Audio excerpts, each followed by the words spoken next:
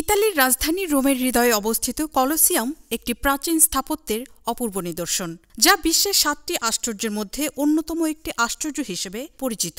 এটি পৃথিবীর অন্যতম ঐতিহাসিক এবং সাংস্কৃতিক স্মৃতিস্তম্ভ, যা রোমের ঐতিহ্য, সংস্কৃতি এবং শক্তির প্রতীক। প্রাচীন রোমান সভ্যতার এক উজ্জ্বল নিদর্শন হিসেবেও বিবেচিত হয় এটি।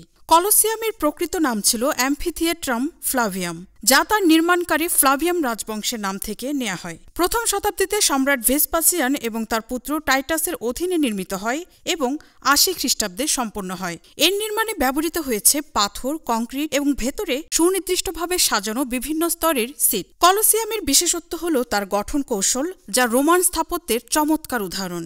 এর উচ্চতা ৪৮ মিটার এবং দৈর্ঘ্য প্রায় ১৮০ মিটার। এটি একটি আন্ডারগ্রাউন্ড স্তরের সাথেও যুক্ত ছিল, যেখানে গ্ল্যাডিয়েটররা প্রস্তুতি নিত এবং বন্যপ্রাণী রাখা হতো। এই রোমান অ্যাম্ফিথিয়েটারটি প্রায় ৫০,০০০ দর্শক ধারণ ক্ষমতা সম্পন্ন ছিল এবং এটি ছিল রোমান সাম্রাজ্যের প্রধান বিনোদন কেন্দ্র। এখানে রোমানরা গ্ল্যাডিয়েটর যুদ্ধ, বন্যপ্রাণী শিকার এবং অন্যান্য বিনোদনমূলক কার্যক্রম আয়োজন করত, যা সাধারণ জনগণের জন্য বিনামূল্যে প্রদর্শিত হতো। এই যুদ্ধগুলো একদিকে যেমন ছিল রোমান সাম্রাজ্যের ক্ষমতা প্রদর্শনের অঙ্গ, তেমনি ছিল জনগণের বিনোদনের একটি গুরুত্বপূর্ণ অংশ। কলোসিয়াম এখন একটি আন্তর্জাতিক ঐতিহাসিক প্রত্নতাত্ত্বিক স্থান, যা প্রতি বছর লাখ লাখ পর্যটককে আকৃষ্ট করে।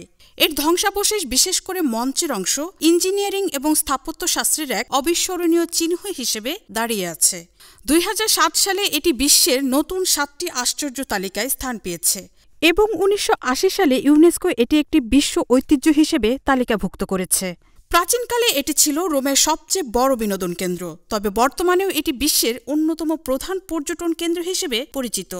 প্রতি বছর লাখো পর্যটক কলোসিয়ামের সৌন্দর্য এবং ইতিহাসের সাক্ষী হতে এখানে আসেন। কলোসিয়াম শুধু ইতিহাসের সাক্ষী নয়, বর্তমানে এটি একটি প্রাচীন স্থাপত্যের দৃষ্টান্ত, যা প্রাচীন রোমের সাংস্কৃতিক এবং ঐতিহাসিক ঐতিহ্যকে জীবিত রাখে। Marufa Kamal, news desk, hello Bangla.